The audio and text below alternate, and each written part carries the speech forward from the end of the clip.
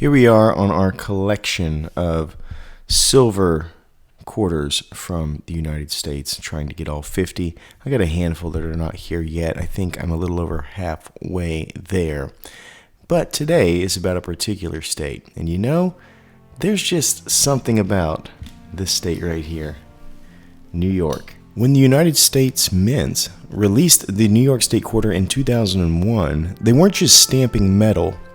This especially being so as we see on this side the S mint mark right there. As you can see, meaning this is both from San Francisco and that this is 90% silver, which makes it a cut above the rest. The silver quarter is both actively and passively pressing history into your hand, a tiny theater of art, geography, and memory. On this little silver-colored disc, around an inch across, stands a lady we all know, torch raised, steadfast and solemn, the Statue of Liberty herself. She's been greeting the world since 1886 and hasn't blinked once. Behind her, a delicate outline of New York State carved into the coin's reverse, a reminder that the Empire State stretches far beyond that most iconic skyline. From the rolling vineyards of the Finger Lakes to the thunder of Niagara Falls to the Adirondack Peaks that touches heaven's hymn. And floating across that outline like whispers through time, the words "Gateway to Freedom" right there. That's no mere slogan. For millions, it was a promise. The tired, the poor, the huddled masses didn't see a line of coins. They saw a line of hope, stretching from Ellis Island into their children's tomorrows. But what you might not know is that this is a coin born in a moment of uncertainty. The year 2001, when New York and America would be tested like never before. Released in January, the New York Quarter carried liberty on one side and Washington's quiet dignity on the other. And by September, the word freedom had taken on a weight it hadn't carried in generations.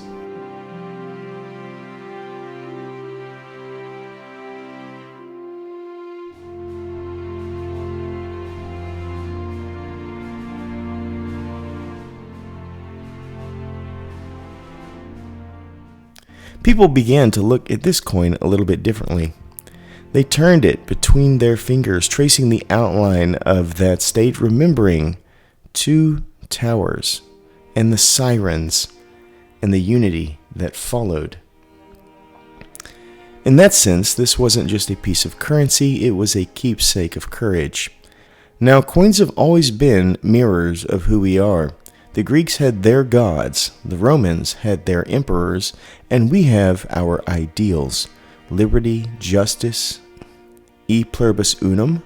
But in the state of New York, these ideas live not in statues or slogans alone. They live in motion, in the ships that built the harbors, the trades that built the skyline, and the artists who built dreams that reached higher still.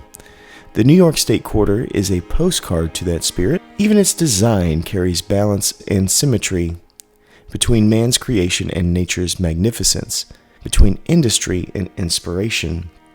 Yet, if you look closely, the quarter tells a quieter story too, about the connection between art and economy, between beauty and belief. For what is money really but a shared faith in a value one could hold? This particular one, as we have noted, being of 90% silver, we are reminded that the art we mint reflects what we value, and in 2001 we chose to value liberty itself. Collectors prize this quarter not just for its clean strike or proof finish, but because it captures a moment when America remembered what mattered. It was the coin that symbolized not just the Empire State, but the state of the empire. Still resilient, still radiant. Now imagine if coins today carried the same heart, if every new design reached not just for novelty, but for meaning. If every minting were a miniature monument to the spirit of a people, what would we choose to show and what stories would we tell? Would we celebrate invention, compassion, unity? Will we let our quarters reflect not only where we have been, but where we hope to go? because the New York State Quarter reminds us that a coin, however small, can still carry the weight of a nation's soul, just like it can jingle like change or ring like truth. So, New York has been added to the collection of state quarters, and we hope to make a video about each one of these over time. So thank you so much for watching today, and I hope you remember, as always, to stay classy and current with the culture of currency.